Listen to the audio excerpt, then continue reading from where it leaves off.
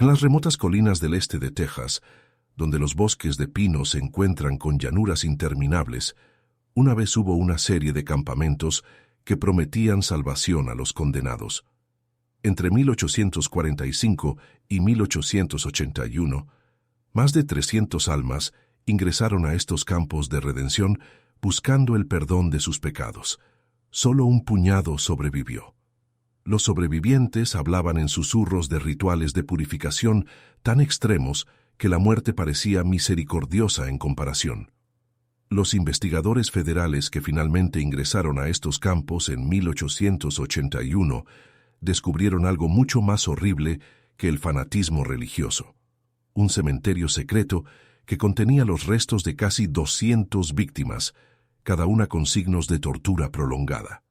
Pero lo que encontraron en los libros de contabilidad privados de la familia Damnation sacudiría los cimientos de la justicia fronteriza y revelaría una empresa criminal tan elaborada que había operado sin ser detectada durante más de 3 décadas.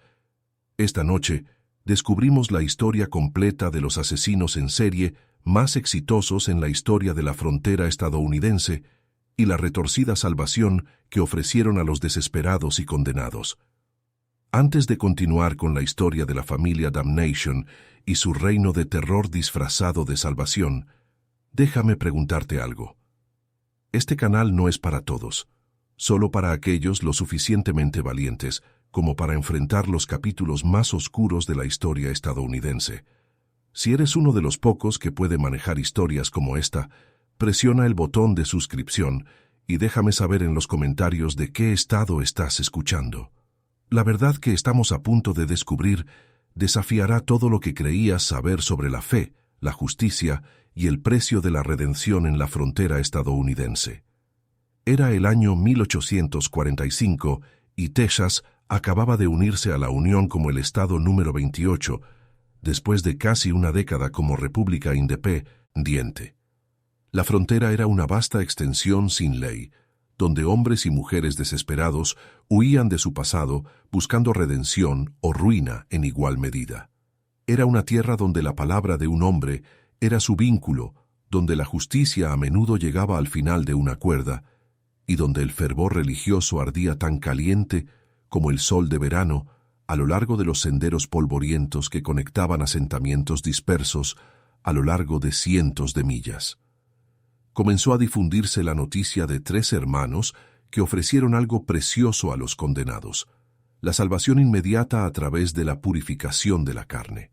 La familia de la condenación, el predicador Malaquías, el evangelista Cornelio y el profeta Jebodías, habían llegado a Texas desde Arkansas a principios de 1845, llevando cartas de recomendación de varias congregaciones bautistas y metodistas de todo el sur. El predicador Malachi Damnation medía 1,80 metros de altura, con penetrantes ojos grises que parecían mirar directamente al alma de un hombre. Su cabello negro estaba siempre perfectamente arreglado y su voz poseía una calidad de otro mundo que podía hacer llorar como niños a los asesinos empedernidos. A los 35 años era el mayor y más carismático de los 3 hermanos, capaz de pronunciar sermones que dejaban al público aterrorizado y eufórico. El evangelista Cornelius, 2 años más joven, poseía una extraña habilidad para leer la culpa escrita en el rostro de una persona. Podía identificar los pecados específicos de un hombre con tal precisión que muchos creían que tenía poderes sobrenaturales.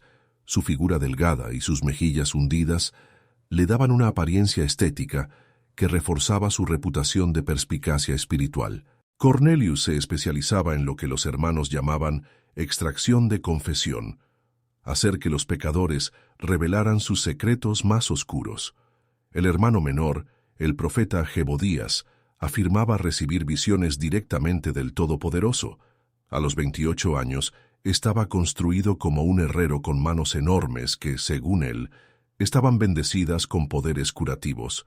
Su función era supervisar los aspectos físicos de la purificación, asegurándose de que cada penitenciario recibiera exactamente el nivel de sufrimiento que sus pecados exigían. Juntos establecieron una red de campamentos de redención a lo largo de los tramos más desolados del este de Texas, donde los pantanos de cipreses se encontraban con los bosques de pinos y la civilización parecía un recuerdo lejano. Los campamentos parecían modestos desde fuera, tiendas de lona dispuestas en círculos perfectos alrededor de toscas cruces de madera con un pozo de fuego central donde los hermanos predicaban a reuniones de almas desesperadas. El Cleonel era exactamente lo que uno esperaría en la frontera: vaqueros huyendo de acusaciones de robo de ganado, prostitutas buscando escapar de brutales dueños de burdeles jugadores, ahogándose en deudas insuperables, asesinos huyendo de la justicia por mano propia y desertores tanto de la guerra mexicana como de varios conflictos indígenas.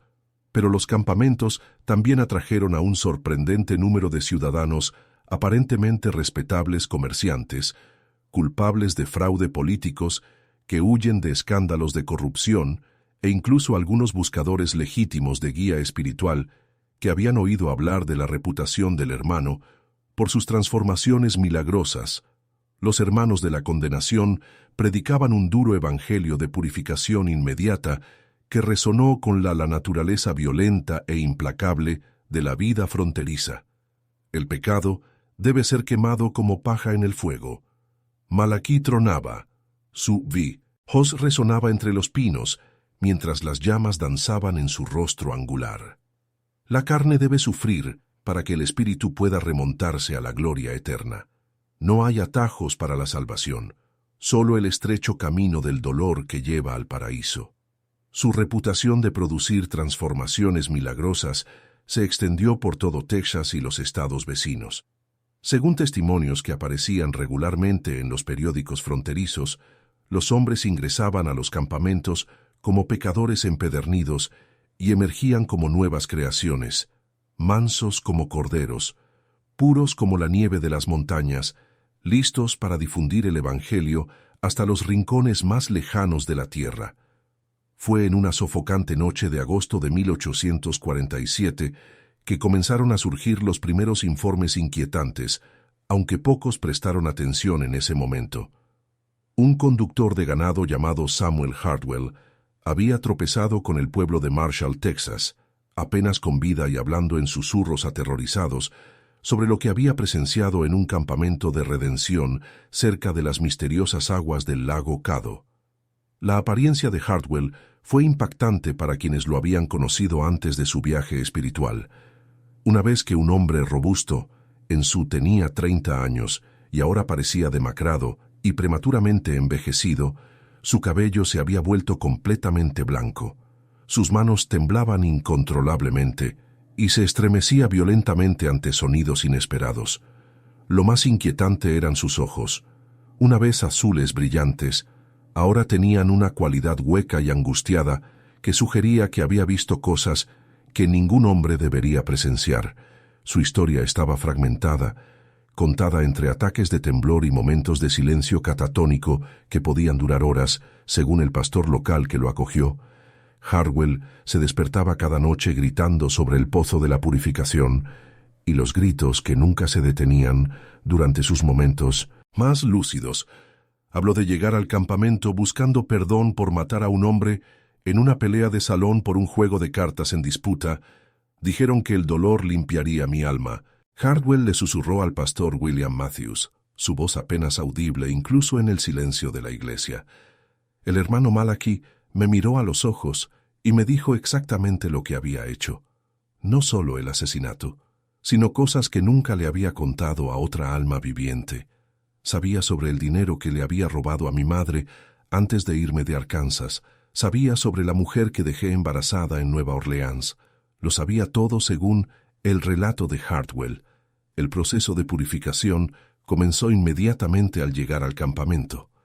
Los nuevos penitentes eran despojados de todas sus posesiones, incluida su ropa, y se les daban túnicas de arpillera ásperas para usar. Luego se les exigía que confesaran no solo el pecado que los había traído al campamento, sino también cada transgresión que habían cometido, sin importar cuán menor fuera. El hermano Cornelius se sentaba frente a ti con este libro de contabilidad. Hartwell Recordó que su voz adquiría una calidad monótona, como si recitara de memoria, escribía todo lo que decías, y si sospechaba que estabas ocultando algo. El hermano Shebodiah usaba sus dones para ayudarte a recordar. Esas manos suyas podían causar dolor. No podías imaginar que el proceso de confesión pudiera tomar días o incluso semanas, dependiendo de la honestidad percibida del penitente. Solo cuando los hermanos estaban satisfechos de que cada pecado había sido revelado, comenzaba la purificación física. Esto comenzaba con un ayuno completo de 7 días, con nada más que agua, durante el cual el penitente era obligado a cavar su propia tumba como símbolo de su muerte espiritual. El hambre no era nada comparado con lo que venía después. Hardwell continuó. Todo su cuerpo comenzaba a temblar mientras recordaba los recuerdos. Lo llamaron la prueba de fuego. Golpes con látigos de cuero con fragmentos de metal cocidos. Se suponía que cada latigazo representaba un pecado específico que se arrancaba de la carne. Pero esto duraba horas, a veces días. Sin embargo, la tortura física era solo el comienzo. Hardwell describió entierros rituales donde los penitenciarios eran colocados en tumbas cavadas por ellos mismos, cubiertas con tierra, dejando solo sus rostros al descubierto. Permanecían enterrados durante períodos de tiempo variables, a veces minutos, a veces horas, mientras los hermanos oraban por ellos y declaraban completa su muerte espiritual. Algunos nunca volvieron a la vida. Hardwell susurró con los ojos abiertos, con el terror del recuerdo. El hermano Malachi se paraba sobre las tumbas y las declaraba perfectamente purificadas. Dijo que habían sido llamados a la gloria, pero vi sus rostros cuando se hundieron. No había paz, solo terror absoluto. El aspecto más horroroso del relato de Hardwell fue su descripción de quienes no sobrevivieron al proceso de purificación. Según él, los hermanos sostenían que la muerte durante la purificación era la bendición máxima, prueba de que el individuo había alcanzado una limpieza espiritual tan completa que Dios lo había llamado directamente al paraíso. Tenían una ceremonia especial para los que morían. Hardwell recordó, el hermano Malachi leía de la Biblia, mientras el hermano Jebediah cubría la tumba y luego plantaban una cruz de madera y agregaban el nombre de la persona a lo que llamaban el papel de los redimidos. Decían que estas almas eran las afortunadas que se habían saltado el purgatorio por completo. Las autoridades locales en Marshall inicialmente descartaron la historia de Hardwell como los delirios de un hombre quebrantado por la culpa y la locura fronteriza. Después de todo, nadie se había presentado para denunciar personas desaparecidas y los Damnation Brothers tenían credenciales impecables. Llevaban cartas de recomendación de iglesias en todo Arkansas, Luisiana y Mississippi. Todo con testimonios de familias agradecidas cuyos seres queridos habían sido transformados por su ministerio. El sheriff Tom Bradley, un hombre práctico que había visto su cuota de violencia fronteriza, era particularmente escéptico. La frontera está llena de hombres que huyen de algo que le dijo al pastor Matthews. Me suena a que Hardwell adquirió la religión por las malas, y su mente se quebró bajo la tensión. Estos predicadores de avivamiento pueden volverse bastante entusiastas. Pero, asesinato, esa es una acusación seria para hacer sin pruebas. El asunto se abandonó silenciosamente, y en un mes, el propio Hardwell había desaparecido. Algunos dijeron que se había mudado a California, otros afirmaron que había regresado a Arkansas. El pastor Matthews sospechaba algo más siniestro, pero sin pruebas no había nada que pudiera hacer. Los campamentos continuaron operando sin interferencias. Su reputación de conversiones milagrosas crecía con cada temporada que pasaba, pero la desaparición de Hardwell fue solo el comienzo de un patrón que surgieron durante las décadas siguientes a medida que los meses se convertían en años. La leyenda de las conversiones milagrosas de la familia Damnation se extendió por todo el sur y más allá. Afirmaban haber salvado a más de 1000 almas, transformando a los criminales más endurecidos en ciudadanos modelo que salieron a difundir el Evangelio en los rincones más peligrosos de la frontera. Las cartas testimoniales llegaban regularmente a los periódicos de Texas, Arkansas y Luisiana, alabando el trabajo del hermano y describiendo profundas transformaciones espirituales. Los testimonios seguían un patrón notablemente consistente. Un pecador desesperado llegaba a un campo de redención, se sometía al proceso de purificación y emergía como una persona completamente nueva en cuestión de semanas después de su transformación. Se sentían llamados al trabajo misionero en territorios remotos de California, Oregón, las montañas rocosas del este o en lo profundo del territorio indígena. Sus cartas finales a los miembros de la familia hablaban de su abrumador deseo de llevar la salvación a los no alcanzados, a menudo solicitando apoyo financiero para sus misiones evangélicas. Sin embargo, para aquellos que miraban de cerca, había patrones preocupantes que sugerían que no todo era lo que parecía. Los campos de redención se movían con frecuencia. Nunca se quedaban en un lugar durante más de 6 meses. Los hermanos explicaron esto como seguir el llamado de Dios para alcanzar nuevas poblaciones de pecadores, pero esto hacía casi imposible rastrear sus actividades para las agencias del orden, que ya estaban dispersas a lo largo de la vasta frontera. Más inquietantes fueron los relatos de familias que enviaron a sus hijos o hijas a los campos solo para recibir cartas meses después informándoles que sus seres queridos habían sido tan transformados por la experiencia que se habían sentido llamados a la obra misional en territorios lejanos. Nunca más se supo de estos familiares, pero los hermanos Damnation siempre tenían explicaciones y a menudo falsificaban cartas para justificar su ausencia. La señora Eleyanena Westbrook, de Nueva Orleans, fue una de las primeras en cuestionar las afirmaciones de los hermanos cuando su hijo Thomas, un ludópata con deudas crecientes, desapareció tras ingresar a un campo de redención cerca de Shreveport en 1849. Inicialmente, recibió cartas regulares que describían su transformación espiritual y su creciente deseo de difundir el Evangelio en California. Las cartas contenían suficientes detalles personales como para convencerla de su autenticidad, y Thomas incluso le pidió dinero para apoyar su obra misional. Al principio me llené de alegría, diría más tarde la señora Westbrook a los investigadores. Thomas había estado siguiendo un camino oscuro y estas cartas sugerían que había encontrado la salvación, pero la caligrafía me molestó. Parecía la de Thomas, pero había diferencias sutiles en la forma en que formaba ciertas letras, las frases que usaba. Empecé a sospechar que alguien copiaba su estilo cuando la señora Westbrook contrató a un investigador privado para localizar a su hijo en California. Los resultados fueron profundamente preocupantes. Ninguna de las iglesias o misiones en las áreas donde Thomas afirmaba trabajar tenía registros de él.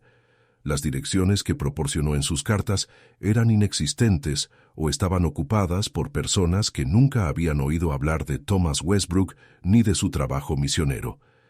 Historias similares comenzaron a surgir en toda la región. La doctora Elizabeth Thornton, una médica viajera que había tratado a varios sobrevivientes de los campos, comenzó a notar un patrón perturbador en sus síntomas. Presentaban signos de trauma severo. Ella testificaría más tarde ante un tribunal federal. No era el semblante pacífico de los redimidos espiritualmente, sino la mirada vacía de quienes habían presenciado horrores indescriptibles. Los pocos sobrevivientes que regresaron a la civilización eran, de hecho, hombres y mujeres cambiados, pero no de la forma en que los hermanos afirmaban hablar. Se sobresaltaban ante ruidos repentinos y parecían llevar una carga de conocimiento demasiado terrible para compartir. Lo más inquietante era su universalidad. Reticencia a hablar de su tiempo en los campos, como si estuvieran atados por un juramento de silencio impío. La doctora Thornton documentó varios casos que la preocuparon particularmente. Jacob Miller, un ex forajido que sobrevivió al proceso de purificación, mostró síntomas que solo había visto en soldados que presenciaron las peores atrocidades de la guerra. Se despertaba gritando sobre el pozo y la ceremonia de ascensión. Ella anotó en su diario que cuando la presionaban para que diera más detalles, Él solo decía que algunas formas de salvación tenían un precio demasiado alto. Otra sobreviviente, una mujer llamada Sarah Colby, que había buscado la redención después de abandonar a sus hijos para dedicarse a la prostitución, regresó a su familia como un cascarón roto de su antiguo yo. Pasaba horas mirando fijamente a la nada. Su hermana Mary contó que a veces susurraba oraciones, pero no eran oraciones normales. Le pedía perdón a Dios por las cosas que había visto, no por las que había hecho. Quizás el caso más revelador fue el del reverendo Peter Hawkins, un ministro metodista que se había ofrecido como voluntario para observar los métodos de los hermanos de la condenación, con la intención de incorporar sus técnicas en su propio ministerio. Hawkins había ingresado al campo como mentor espiritual y observador, no como un penitente, pero emergió tan traumatizado como cualquier otro sobreviviente. Hay formas de maldad que se disfrazan de rectitud. Hawkins le dijo al Dr. Thornton durante una de sus sesiones: «Fui buscando inspiración para mi ministerio y encontré algo que sacudió mi fe hasta la médula. Los hermanos no son siervos de Dios, son algo completamente distinto, algo que usa nuestras necesidades espirituales más profundas como armas contra nosotros cuando se les presiona para que den detalles». Hawkins solo diría que el verdadero propósito de los campamentos no tenía nada que ver con la salvación y todo que ver con la explotación de los miembros más vulnerables de la sociedad. Se negó a dar más detalles, alegando que decir la verdad solo pondría en peligro a otros que podrían verse tentados a investigar el patrón de desapariciones misteriosas y sobrevivientes traumatizados. Continuó durante la década de 1850 y la de 1860, pero el caos de la guerra civil proporcionó una cobertura perfecta para las actividades de los hermanos de la condenación, con poblaciones enteras desplazadas y sistemas de comunicación interrumpidos. Se volvió aún más fácil para las personas desaparecer sin explicación. Sin embargo, el final de la guerra trajo nuevos desafíos para los hermanos y nuevas oportunidades para aquellos que buscaban exponer sus crímenes. En la primavera de 1879, casi 15 años después del final del conflicto, un joven ranger de Texas llamado Capitán James Morrison comenzó a investigar informes de personas desaparecidas en todo el este de Texas. Morrison era un hombre metódico con experiencia en inteligencia militar y notó algo que otros habían pasado por alto: un patrón de desapariciones que parecía seguir el movimiento de los campos de redención como una sombra a través de la frontera. Morrison había sido asignado al caso después de recibir una queja formal del senador Charles Whitman de Luisiana, cuyo sobrino había desaparecido después de ingresar a un campo de condenación cerca de la frontera con Texas. A diferencia de las investigaciones anteriores que habían sido realizadas por alguaciles locales con recursos y jurisdicción limitados, Morrison tenía la autoridad y los fondos para llevar a cabo una investigación exhaustiva en varios estados. Hay algo aquí que no cuadra. Morrison escribió en su informe inicial a la sede de los Rangers en Austin: «He documentado más de 60 casos de personas desaparecidas solo en los últimos 3 años, todos relacionados con estos campos de redención. Eso sin contar los casos de años anteriores u otros estados donde los registros están incompletos». La investigación de Morrison lo llevó a entrevistar a docenas de familias que habían perdido el contacto con sus familiares después de que Al ingresara a los campos. Las historias eran notablemente similares. Los seres queridos buscaban la redención en un campo de condenación. La correspondencia continuaba durante varias semanas, describiendo su transformación espiritual, y luego cesaba abruptamente con una carta final que explicaba su llamado al trabajo misionero en lugares remotos. Las sospechas de los guardabosques se intensificaron cuando intentó verificar estas afirmaciones misioneras. Las cartas enviadas a las direcciones proporcionadas eran invariablemente devueltas como imposibles de entregar. Las iglesias y misiones en los territorios donde los conversos supuestamente habían ido a servir no tenían constancia de su llegada. Lo más condenatorio fue que Morrison descubrió que varias de las cartas testimoniales supuestamente escritas por familias agradecidas, contenían frases idénticas e incluso errores gramaticales idénticos. Alguien está inventando estos testimonios, concluyó Morrison en un memorando confidencial a su superior. La pregunta es si se trata de fraude, secuestro o algo peor. El descubrimiento de Morrison llegó cuando se encontró con un hombre llamado Tobias Fletcher en una taberna de Jefferson, Texas. Fletcher estaba borracho y divagaba, pero su historia era lo suficientemente coherente como para provocarle escalofríos. Fletcher afirmó haber trabajado como sepulturero y general, obrero de los Hermanos de la Condenación durante casi 2 años a mediados de la década de 1870. Pensé que estaba ayudando con la obra del Señor. Fletcher susurró con las manos temblorosas mientras tomaba su botella. El hermano Malachi me dijo que tenía la bendición de ayudar en la purificación de las almas, pero algunas de esas tumbas no eran para exhibir. Algunas permanecían llenas permanentemente. Oraba por ellas y declaraba que otra alma se salvaba para la eternidad. Pero yo sabía lo que realmente estaba enterrado allí. Según Fletcher, sus deberes incluían no solo cavar las tumbas simbólicas utilizadas en los rituales de purificación, sino también deshacerse de los cuerpos de quienes ascendían durante la purificación. Los hermanos sostenían que estos individuos habían logrado una limpieza espiritual tan completa que Dios los había llamado directamente al paraíso, pero Fletcher había visto suficientes cuerpos para saber la diferencia entre la muerte natural y el asesinato, como lo haría el hermano Jebidía con sus manos, continuó Fletcher, bajando la voz a pena, sea un susurro. Afirmó que era curativo, pero vi lo que esas manos podían hacer. Podía hacer sufrir a un hombre durante días sin matarlo, extrayendo toda la información sobre el dinero de la familia y las propiedades. Luego, cuando tenían todo lo que necesitaban, terminaba. El trabajo de Fletcher describió una sofisticada operación que iba mucho más allá del simple asesinato. Los hermanos extraían información detallada sobre los bienes de sus víctimas, las conexiones familiares y los negocios durante las prolongadas sesiones de tortura. Luego, usaban esta información para falsificar correspondencia con miembros de la familia, a menudo solicitando dinero para un trabajo misionero ficticio, mientras proporcionaban explicaciones plausibles de por qué el misionero no podía regresar a casa o reunirse en persona. El dinero seguía llegando.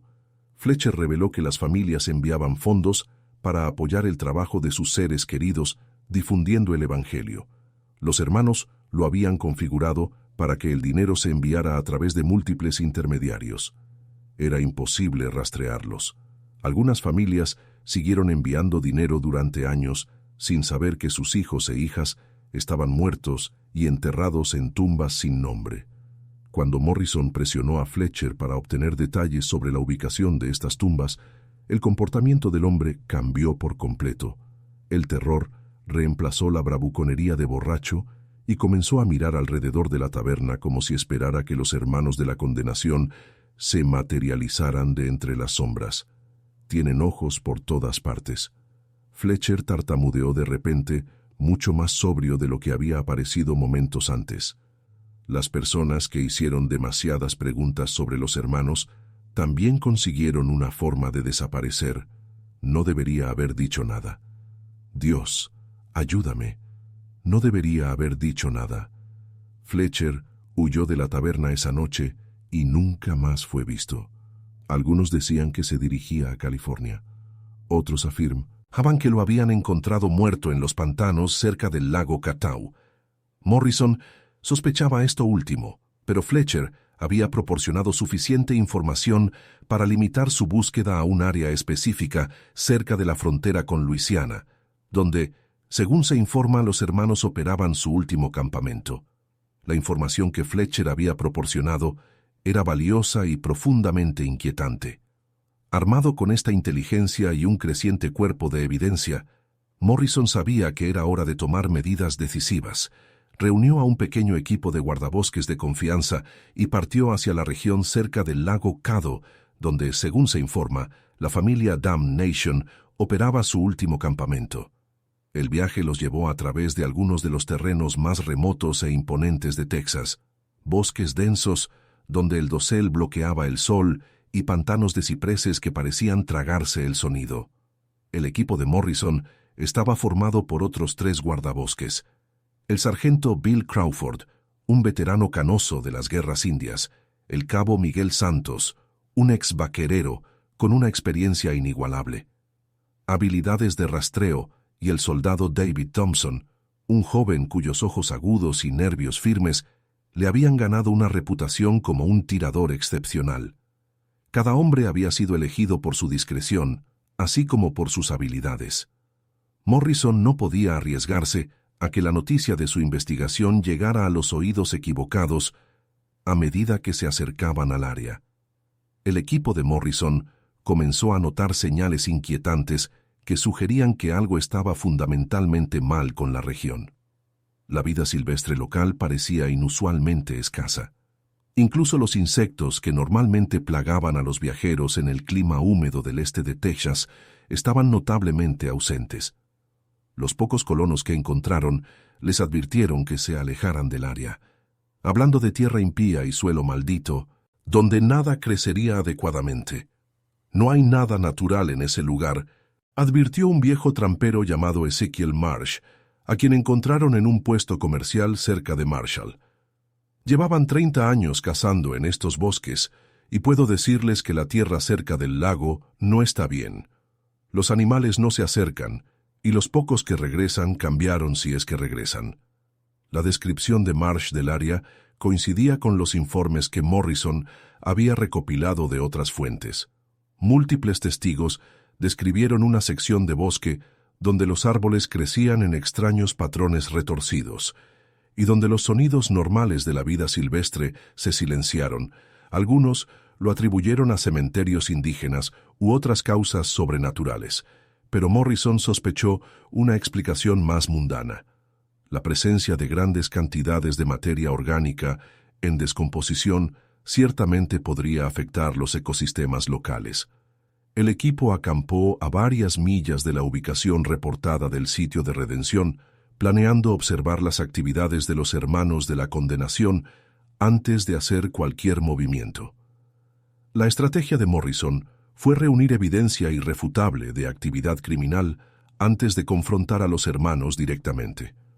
Sabía que sus credenciales religiosas y reputación de buenas obras harían difícil convencer a un jurado sin pruebas abrumadoras de irregularidades.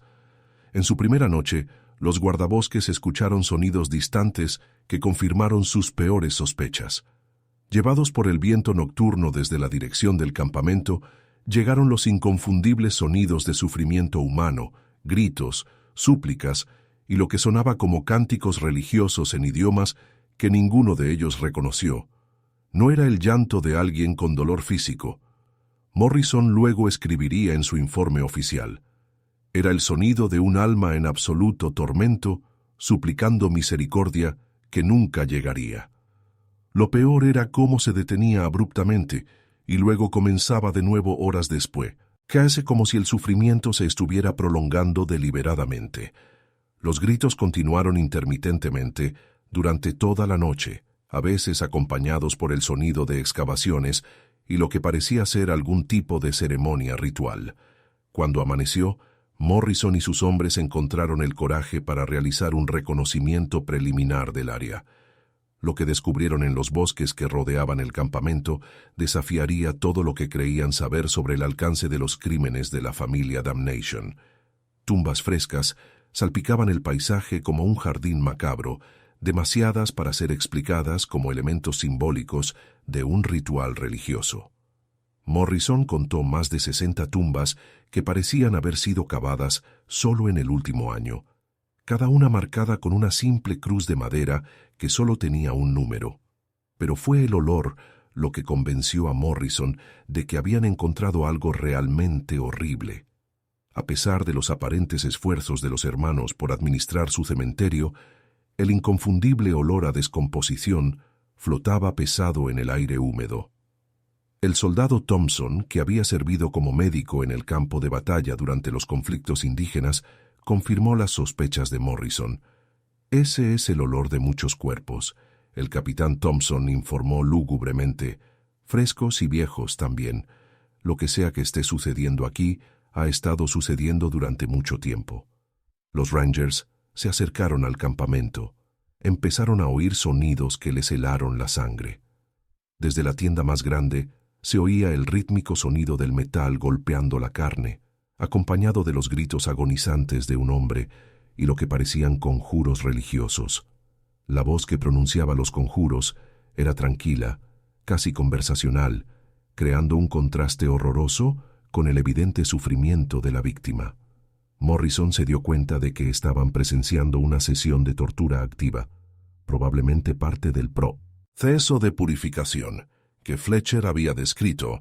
El capitán Ranger se enfrentó a una terrible decisión: intervenir de inmediato y arriesgarse a perder la evidencia necesaria para exponer el alcance completo de los crímenes del hermano o permitir que la tortura continuara mientras reunían información.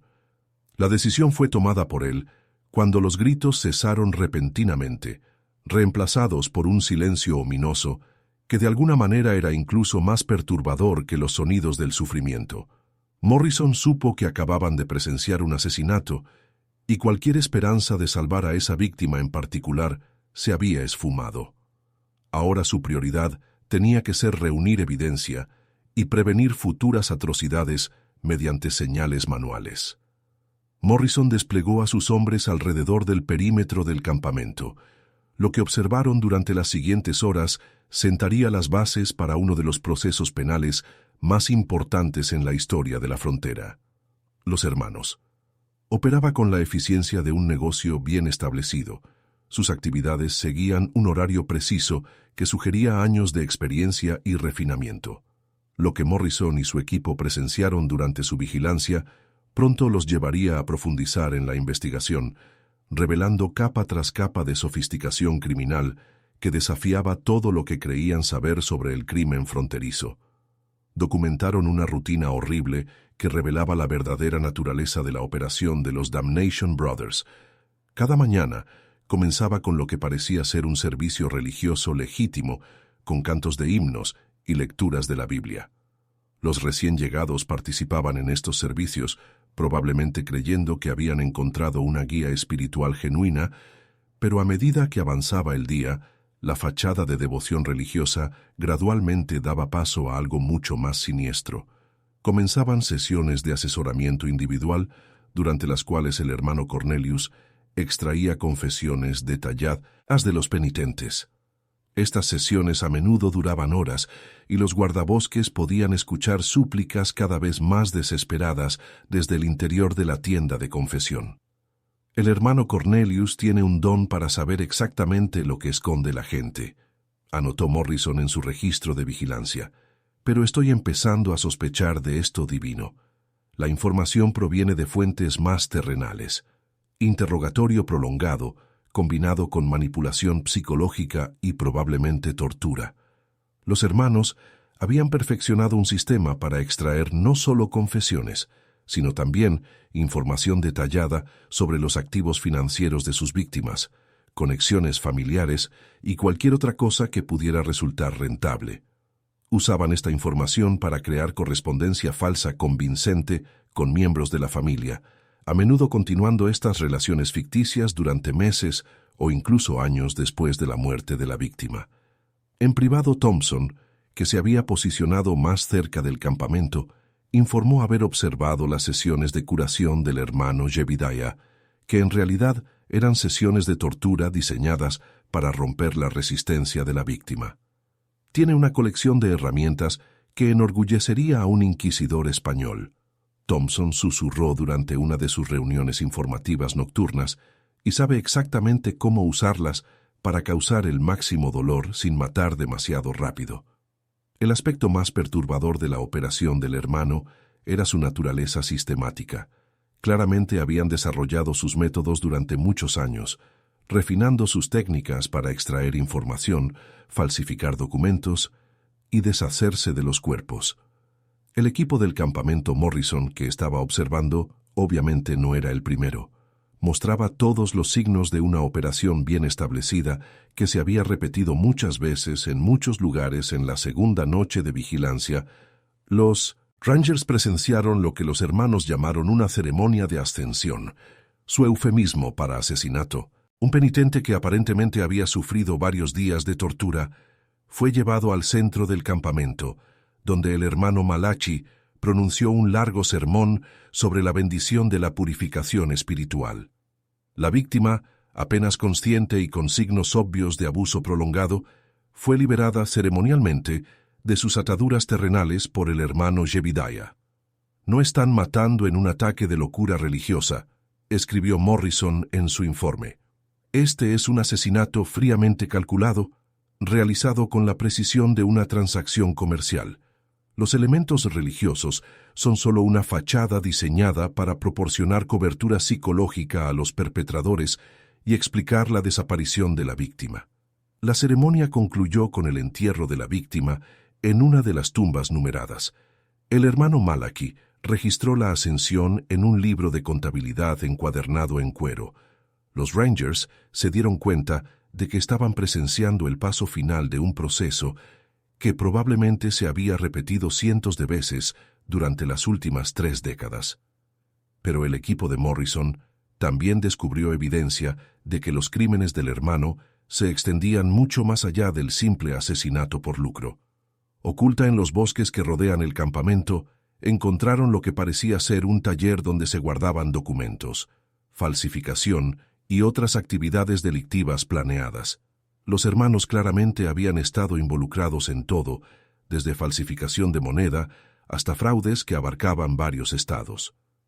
«No solo tratamos con asesinos en serie», concluyó Morrison tras revisar las pruebas. «Estamos ante una de las organizaciones criminales más sofisticadas de la historia de Estados Unidos. Estos hombres han usado la religión como tapadera para todo tipo de delito imaginable, y lo han estado haciendo durante décadas». En su tercer día de vigilancia, el equipo de Morrison presenció algo que los OBL obligó a abandonar su puesto de observación y actuar de inmediato. Una familia de 4, padres y 2 niños pequeños, llegó al campamento buscando la purificación familiar por lo que parecían ser infracciones morales relativamente menores. Ver a los niños siendo conducidos al campamento le impidió a Morrison esperar más refuerzos o pruebas adicionales. «No podía quedarme de brazos cruzados viendo cómo los niños se convertían en víctimas de estos monstruos», explicó Morrison más tarde a sus superiores. «Teníamos pruebas suficientes para demostrar su culpabilidad y teníamos el deber de proteger vidas inocentes». El plan de Morrison era arrestar a los hermanos durante el servicio vespertino, cuando los 3 estarían juntos y relativamente expuestos. Sin embargo, los Rangers descubrieron rápidamente que la familia Damnation fue mucho más peligroso de lo que habían anticipado. Los hermanos, obviamente, habían planeado la posibilidad de la intervención de las fuerzas del orden y se habían preparado en consecuencia. Cuando el equipo de Morrison llegó para realizar los arrestos, se encontraron enfrentando no solo a los 3 hermanos, sino también a varios cómplices fuertemente armados que se habían hecho pasar por trabajadores del campamento. Lo que siguió fue un tiroteo que duró casi 1 hora y dejó a 2 de los cómplices muertos y al sargento Crawford herido durante la batalla. Los Rangers se horrorizaron al descubrir que parte de la penitencia del campamento se había roto tanto por la tortura que intentaron defender a sus torturadores. Estas víctimas, aparentemente sufriendo lo que luego se reconocería como una forma de condicionamiento psicológico, creían que atacar a los hermanos resultaría en su propia condenación. Nos rogaron que no lastimáramos a sus salvadores. El soldado Thompson informó. Algunos de ellos incluso se interpusieron entre nosotros y los hermanos, convencidos de que éramos agentes de Satanás que intentaban evitar su purificación. Fue lo más perturbador que he presenciado. Los propios hermanos demostraron ser oponentes formidables. El hermano Malachi era un excelente tirador que obviamente había estado en combate antes, mientras que el enorme hermano Jebediah, el tamaño y la fuerza lo hacían peligroso incluso sin armas. El hermano Cornelius, aunque físicamente menos imponente, demostró una extraña habilidad para manipular a las personas, incluso en medio del combate. utilizando tácticas psicológicas para confundir y desmoralizar a los Rangers. El punto de inflexión llegó cuando Morrison logró llegar a la tienda donde los hermanos guardaban sus registros. No solo encontró relatos detallados de sus crímenes, sino también evidencia de sus verdaderas identidades. El nombre de condenación era un alias. Los hermanos eran en realidad la familia Blackwood, buscada por asesinato y fraude en Arkansas, Luisiana y Mississippi. Todo sobre ellos era una mentira. Morrison descubrió sus nombres, sus credenciales religiosas, sus testimonios, toda una ficción cuidadosamente elaborada, diseñada para encubrir sus actividades criminales. No eran fanáticos religiosos descarriados, eran criminales profesionales que habían encontrado el disfraz perfecto con sus verdaderas identidades expuestas y sus registros en manos de las fuerzas del orden. La resistencia de los hermanos comenzó a desmoronarse uno por uno. Fueron detenidos, aunque no antes de que el hermano Cornelius hiciera un último intento de escapar, tomando a una de las víctimas infantiles como rehén. El enfrentamiento que siguió reveló la verdadera profundidad de la depravación del hermano cuando Morrison intentó negociar por la liberación del niño. El hermano Cornelius explicó con calma que el niño ya había sido marcado para la purificación y que matarlo sería en realidad un acto de misericordia. «No entiendes el servicio que brindamos», le dijo el hermano Cornelius a Morrison con una calma escalofriante. «Estas personas vienen a nosotros rotas, pecadoras, inservibles. Damos sentido a sus vidas al permitirles participar en algo más grande que ellos mismos. La muerte durante la purificación es el mayor honor que podemos otorgar». Fue el soldado Thompson quien terminó el enfrentamiento con un disparo perfecto que hirió al hermano Cornelius sin dañar al niño.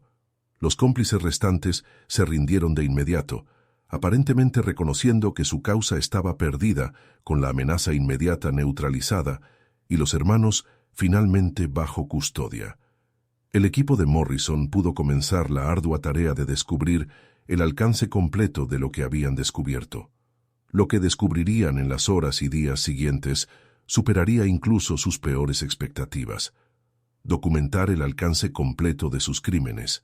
Lo que encontraron en el campamento y el área circundante superó sus peores expectativas y proporcionó evidencia de actividad criminal que abarca más de 3 décadas. El mantenimiento de registros de los hermanos era meticuloso y condenatorio.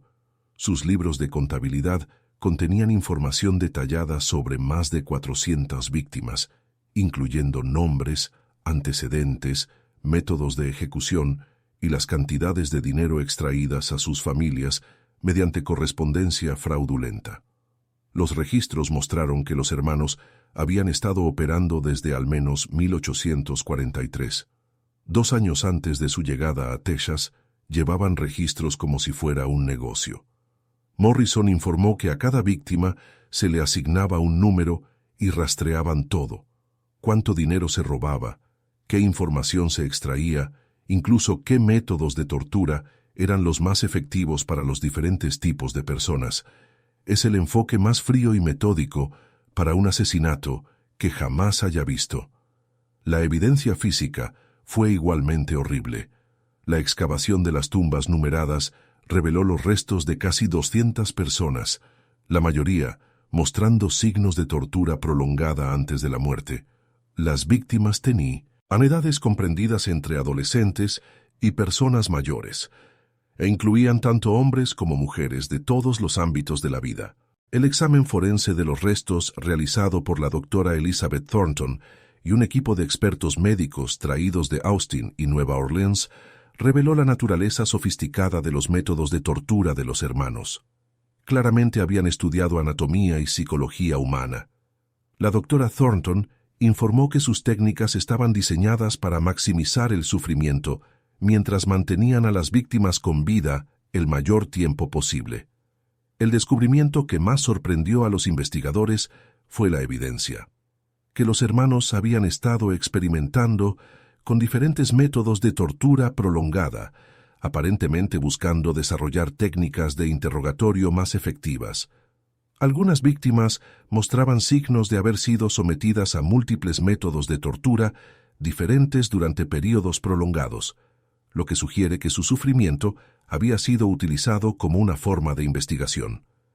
No se trataba solo de extraer dinero o información. Morrison concluyó: «Creo que estos hombres obtenían un placer genuino al causar sufrimiento. El marco religioso proporcionaba justificación para sus impulsos sádicos, a la vez que atraía un flujo constante de víctimas vulnerables». El taller que el equipo de Morrison había descubierto arrojó evidencia adicional de la versatilidad criminal del hermano. Además de equipo de falsificación de documentos, encontraron placas de impresión para moneda falsa, artefactos religiosos robados que habían sido modificados con fines de tortura y mapas detallados que mostraban las ubicaciones de otros campamentos que los hermanos habían operado en todo el sur. Quizás lo más inquietante fue el descubrimiento de lo que parecía ser un manual de entrenamiento escrito por el hermano Malachi, que detallaba métodos para identificar y explotar a individuos vulnerables. El manual incluía perfiles psicológicos de diferentes tipos de víctimas, técnicas para ganarse confianza e instrucciones paso a paso para extraer el máximo valor de cada persona antes de su muerte. Habían convertido la explotación humana en una ciencia. El Dr. Thornton observó después de revisar el manual que cada aspecto de su operación estaba calculado para maximizar las ganancias y minimizar el riesgo de detección. Es un nivel de maldad sistemática que desafía la comprensión. El alcance de la red de los hermanos se hizo evidente cuando los investigadores examinaron su correspondencia con cómplices en otros estados. La familia Damnation no había estado operando sola, eran parte de una organización criminal más grande que incluía falsificadores, estafadores e incluso algunos funcionarios policiales corruptos a quienes se les había pagado para miren para otro lado. Pero los crímenes de los hermanos se extendieron mucho más allá de lo que se había descubierto en este único campamento. A medida que la noticia de su arresto se extendió por toda la región, comenzó a llegar una avalancha de nueva información desde todo el sur, revelando el verdadero alcance de la actividad criminal de los hermanos. Llegaron cartas de todo el sur describiendo campamentos similares y desapariciones sospechosas que se remontan a principios de la década de 1840. La señora Catherine Phillips, de Mobile, Alabama, escribió a las autoridades describiendo la desaparición de su esposo en 1852, después de que él hubiera asistido a un campamento de purificación dirigido por 3 hermanos que coincidían con la descripción de los condenados. Samuel recibió cartas de nuestro hijo durante casi 2 años después de que se fue al campamento. Ella explicó que las cartas describían su trabajo misionero en California y solicitaban dinero para sus esfuerzos evangélicos. Enviamos más de $800 antes de que las cartas dejaran de llegar.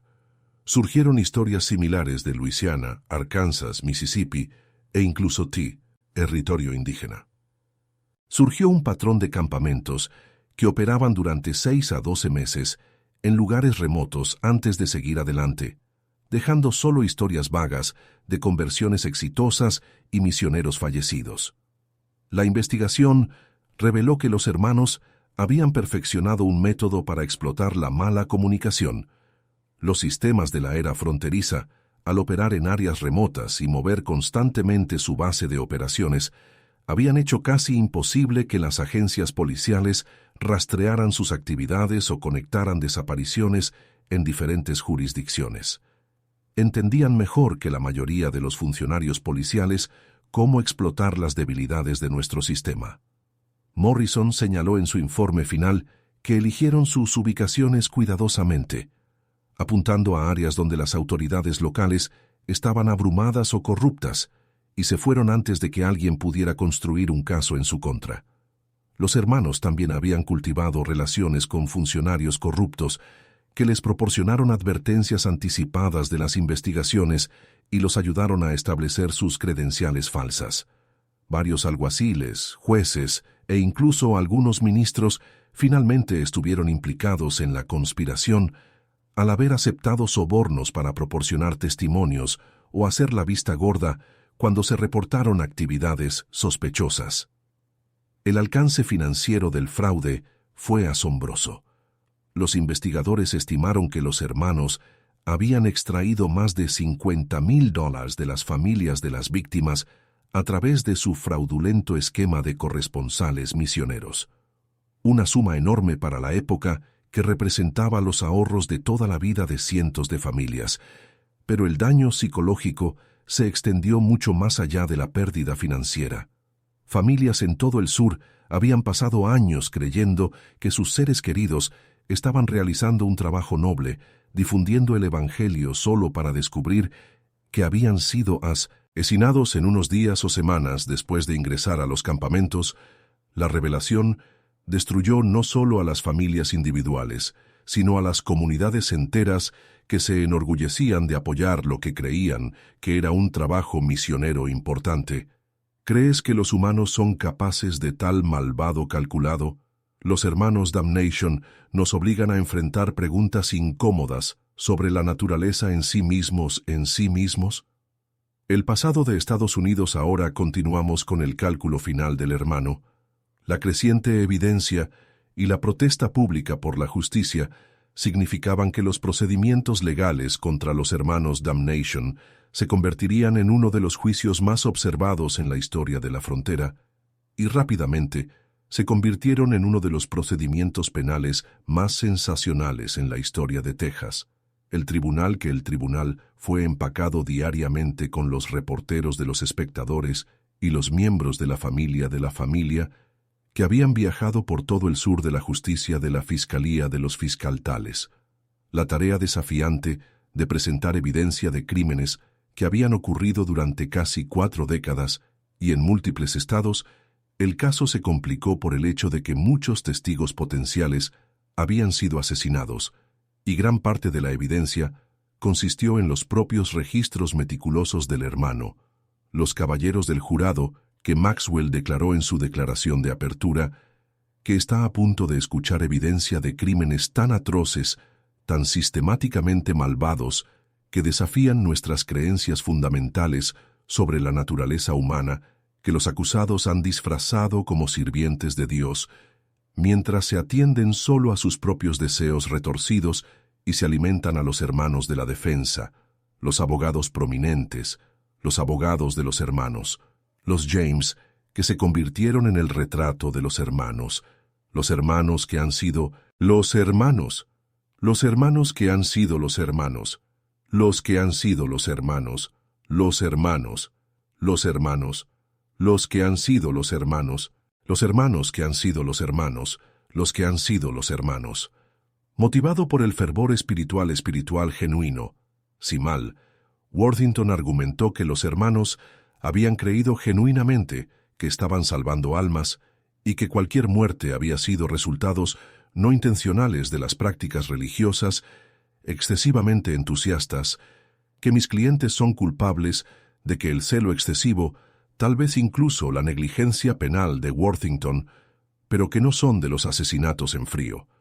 De los límites de la autoridad terrenal, esta estrategia de defensa se derrumbó rápidamente cuando la Fiscalía comenzó a presentar el testimonio de los sobrevivientes y la lectura de extractos de los registros del hermano, la naturaleza metódica de sus crímenes, el seguimiento financiero detallado y la evidencia de la tortura sistemática hicieron imposible mantener la ficción de la motivación religiosa. No hay esperanza que tengamos un significado de su vida sin sentido, al permitirles contribuir a algo más grande que ellos mismos, cuando la Fiscalía le pidió que explique la tortura y el asesinato, de que la respuesta de Malachi sorprendió a los periodistas de la corte experimentados que la muerte es inevitable para todos los hombres, que simplemente nos aseguramos de que estas muertes particulares tengan un propósito útil, que el dinero que extrajimos, el trabajo importante de que estos individuos nunca podrían haber logrado en su propio hermano Cornelius, resultó en igualmente inseguro durante su testimonio de los métodos, confesiones y la información financiera que hablan como si estuviera explicando un modelo de negocio exitoso, En lugar de confesar la tortura y asesinar a la gente, quiere confesar que explicó la materia, de manera que llevan culpa, que envenena sus almas, y están agradecidos por la oportunidad de desbordarse.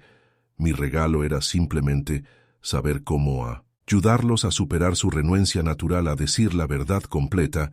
El testimonio del hermano Jaidia fue quizás el más inquietante, ya que describió sus métodos de tortura con el entusiasmo de un artesano que discute el dolor de comercio, un maestro, lo que explicó la pretensión y reveló que mis manos estaban bendecidas con la capacidad de aplicar la capacidad de la capacidad correcta para lograr la presión de la presión de la presión, lo que explicó el enjuaje.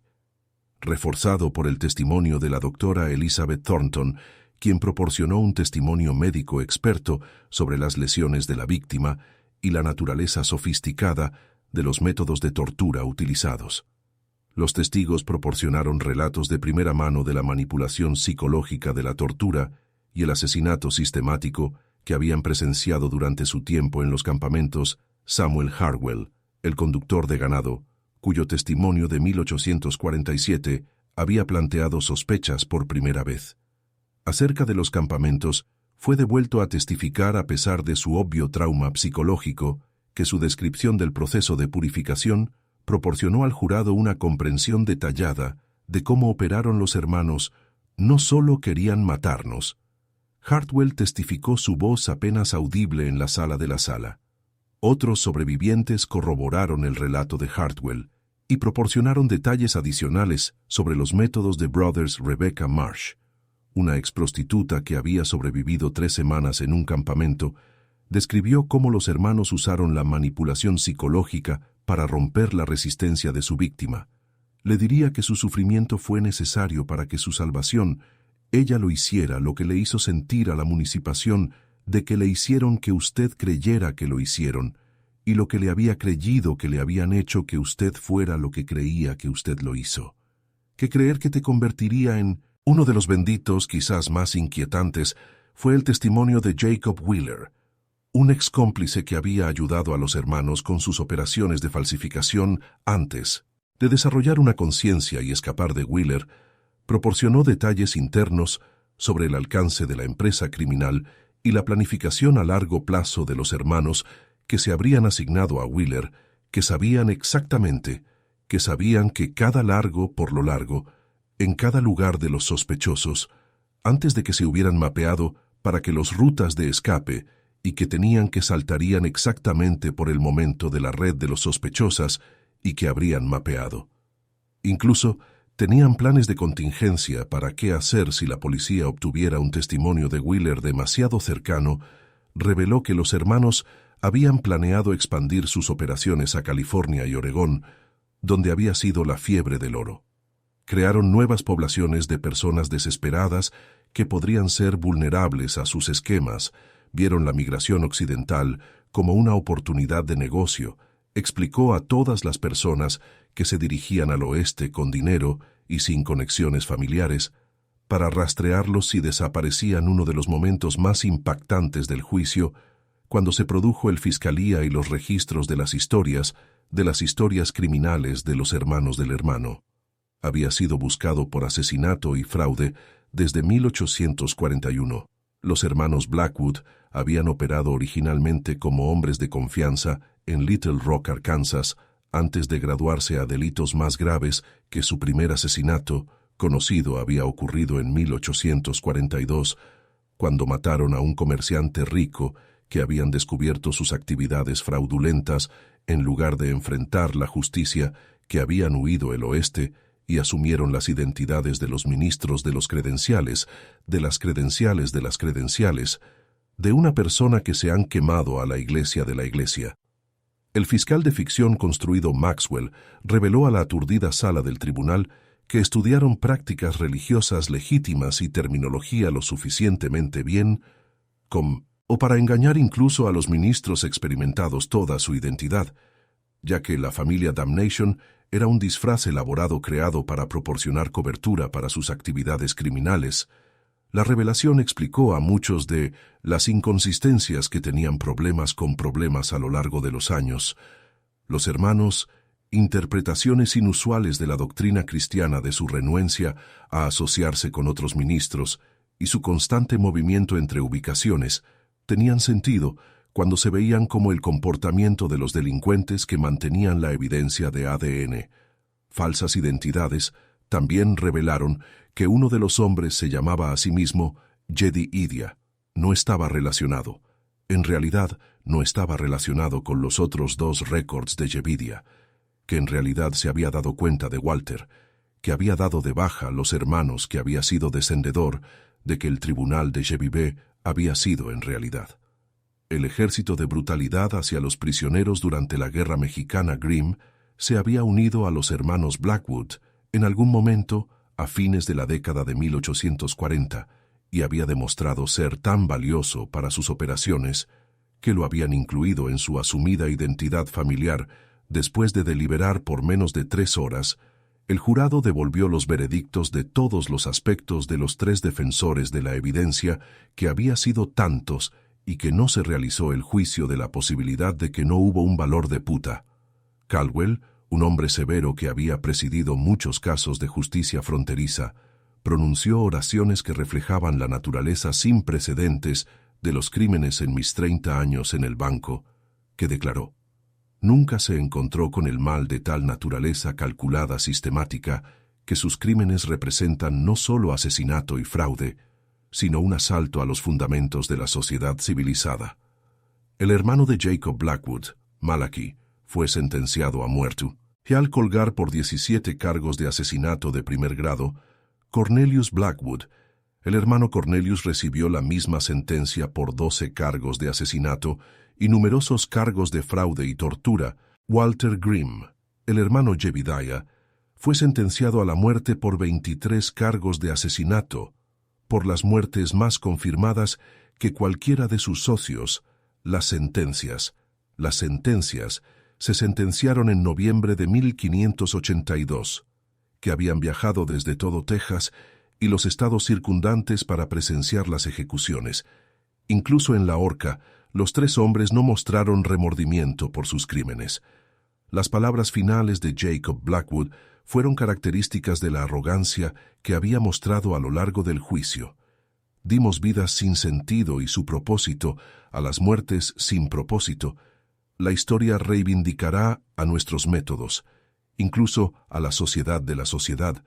Si la sociedad, la visión de la visión a la visión de la visión de la visión de la visión. Por ahí no éramos únicos, simplemente tuvimos más éxito que la mayoría de las fronteras de los depredadores, y siempre habrá aquellos que saben cómo explotar el desesperado, y el maldito caso de la condenación se convirtió en un punto de inflexión en la aplicación de la ley que conduce a los nuevos requisitos para las organizaciones religiosas que operan en áreas remotas y una mayor cooperación entre las agencias de la ley en todas. Primeros estudios integrales de psicología criminal centradas en los métodos utilizados por los asesinos sistemáticos para identificar y explotar a las víctimas vulnerables. Su trabajo se convirtió en una base para el perfil criminal moderno y los programas de defensa de las víctimas. El impacto financiero de los crímenes de los hermanos extendió mucho más allá de sus víctimas inmediatas en todo el sur, que habían enviado dinero para apoyar el trabajo misionero de la ficción. El trabajo misionero se encontró financieramente por la revelación de que sus contribuciones habían sido financiar el capitán de asesinato y tortura, James Morrison.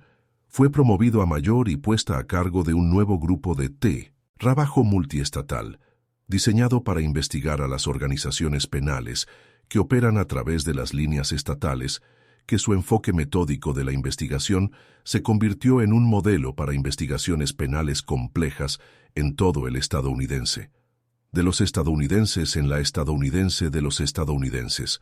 West, los sitios de los campamentos de los hermanos permanecieron en gran medida abandonados, evitados por los lugareños, que creían que el terreno en sí había sido maldecido por las atrocidades cometidas allí incluso hoy, más de un siglo después.